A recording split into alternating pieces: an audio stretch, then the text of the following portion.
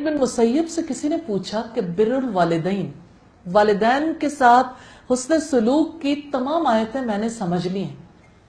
اچھا، مجھے اس سوال کی وجہ سے، اس حصے کی وجہ سے آپ سے بھی سوال کرنا ہے کہ کیا آپ نے والدین کے حقوق کے بارے میں جتنی آیات ہیں، جتنی احادیث ہیں، وہ سمجھ لی ہیں؟ اور اگر نہیں سمجھی تو کتنا زیادہ ضروری ہے اس کو سمجھنا، اور ہر ایک کے لیے لازم ہے کہ اس کو سمجھے.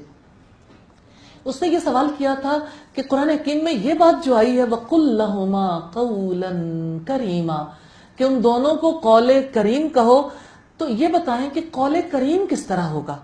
حضرت سعید نے جواب دیا کہ ان کو اس طرح مخاطب کرو. یہ بات بڑی اہمیت کی کہ ان کو اس طرح مخاطب کرو جیسے خطا کار غلام اپنے سخت خو آقا کو مخاطب کرتا ہے. سخت گیر ہے آقا، اب اس نے جب اس سے بات کرنی ہے تو کتنا ڈرا سہما اور کتنا زیادہ اس کو خیال رکھتے ہوئے اس سے بات کرے گا کہ کہیں مائنڈ نہ کر جائے.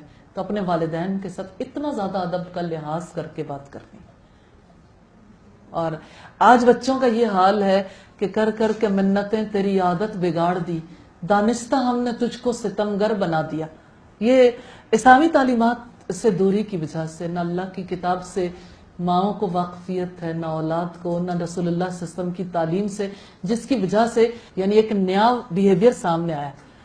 اور میں نے یہ دیکھا ہے کہ جس بچے کو بھی یہ اللہ تعالیٰ کی بات سمجھ آ جاتی ہے اور نبی صلی اللہ علیہ وسلم کی تعلیم سمجھ آ جاتی ہے، اس کے رویے میں خاطر خواہ تبدیلی آتی ہے.